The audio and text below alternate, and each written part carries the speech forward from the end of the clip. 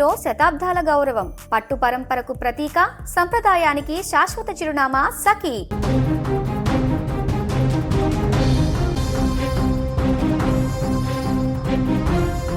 హైదరాబాద్లో ఎన్నో సాంప్రదాయాలు, ఎన్నో విశిష్టతలు ఉన్నాయి.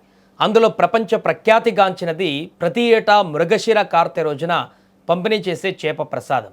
ఆస్తమా, శ్వాసకోశ వ్యాధులతో బాధపడే వారికి ఈ ప్రసాదం ఒక సంజీవనిలా పనిచేస్తుందని నమ్ముతారు. అందుకే తెలుగు రాష్ట్రాల నుంచే కాకుండా దేశ విదేశాల నుంచి లక్షలాది మంది జనం హైదరాబాద్కు పోటెత్తుతారు. మరి ఈ ఏడాది కూడా ఈ మహా అద్భుత ఘట్టానికి సమయం ఆసన్నమైంది. జూన్ 8వ తేదీ సోమవారం నుంచి నాంపల్లి ఎగ్జిబిషన్ గ్రౌండ్స్లో ఈ ప్రసాద పంపిణీ ప్రారంభం కానుంది.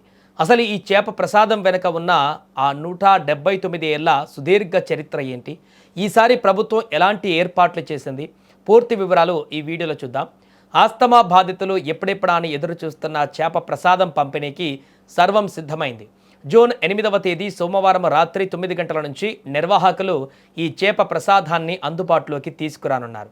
మృగశిర కార్తె ప్రవేశించే పవిత్ర ఘడియలలో ఈ పంపిణీ ప్రారంభమై నిరంతరాయంగా కొనసాగుతుంది. ఎప్పటిలాగే ఈ ఏడాది కూడా హైదరాబాద్ నాంపల్లిలోని ఎగ్జిబిషన్ గ్రౌండ్స్ను ఇందుకు ప్రధాన వేదికగా ఎంపిక చేశారు.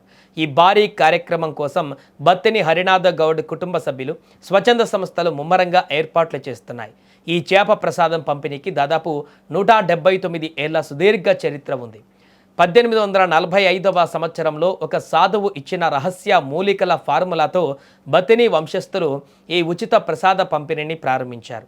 నాటి నుంచి నేటి వరకు వారి కుటుంబం 5వ తరానికి చేరిన రూపాయి కూడా ఆశించకుండా ఉచితంగానే ఈ సేవను కొనసాగిస్తుండడం విశేషం.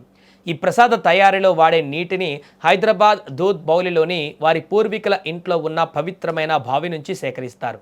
ప్రతి ఏటా ప్రసాద పంపిణీకి ముందు ఈ బావికి సాంప్రదాయబద్ధంగా ప్రత్యేక పూజలు నిర్వహిస్తారు.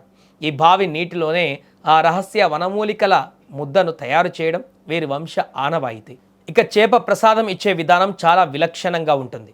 బ్రతికి ఉన్న చిన్న మురల్ చేప పిల్ల నోటిలో ఈ వనమూలికల ముద్దను ఉంచి ఆ చేప పిల్లను ఆస్తమా బాధితుడి చేత నేరుగా మింగిస్తారు.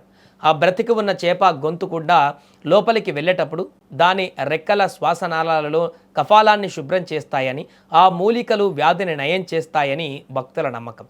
అయితే చాలామందికి నాన్ వెజ్ లేదా చేపలు మింగడం ఇబ్బందిగా ఉంటుంది. అలాంటి వారి కోసం నిర్వాహకులు ఒక చక్కటి ప్రత్యామ్నాయం చూపిస్తున్నారు. చేపలతో ఇబ్బంది ఉన్న శాకాహారుల కోసం ప్రత్యేకంగా బెల్లం ప్రసాదం కూడా అందుబాటులో ఉంచుతున్నారు. వనమూలికలను బెల్లంలో కలిపి ఈ ప్రసాదాన్ని ఇస్తారు. ఇది కూడా సమానంగా పనిచేస్తుందని నిర్వాహక కమిటీ స్పష్టం చేసింది.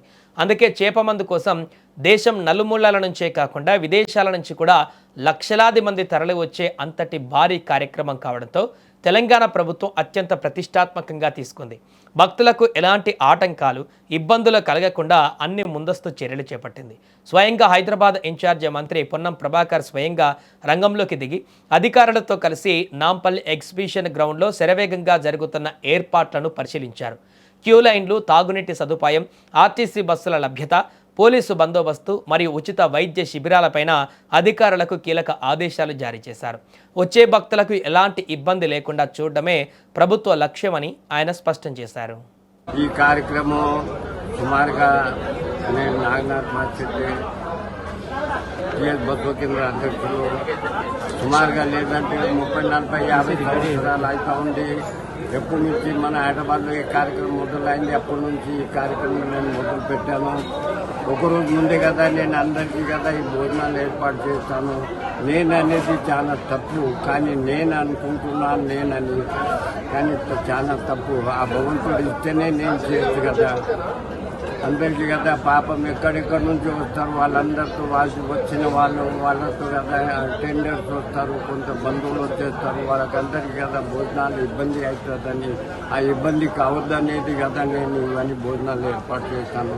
వాళ్ళకు పొద్దున్న కదా బ్రేక్ఫాస్ట్, టీ, మళ్ళీ కదా లంచ్, డిన్నరు, మళ్ళీ టీ, మళ్ళీ డిన్నర్ కంటిన్యూ ఉంటుంది. దేవుని దేవాల నడుస్తూ ఉంటే నడవనియండి, నేను అంతే కోరుకున్నా భగవంతున్నాను. ఇలాగనే మీ అందరికీ ఆశీస్సులు, మీ అందరి బలంతోనే నేను కదా ఈ కార్యక్రమం మొదలు పెట్టాను. లింగాయ నమః. శ్రీ నాగనాథ్ మాశెట్టి గారు ఎన్నో సంవత్సరాల నుంచి ఇక్కడ చేపమందు ప్రసాదం కొరకు వచ్చినటువంటి ఎంతోమంది భక్తులకి వచ్చినటువంటి అవసరాల్లో ఉన్నటువంటి వాళ్ళకి నిర్విరామంగా అన్నదాన కార్యక్రమాన్ని నిర్వహిస్తున్నారు. ఎక్కడెక్కడి నుంచో అంటే నార్త్ ఇండియా నుంచి, సౌత్ ఇండియా నుంచి, రకరకాల రాష్ట్రాల నుంచి ఎన్నో వేల మంది, లక్షల మంది వస్తున్నారు.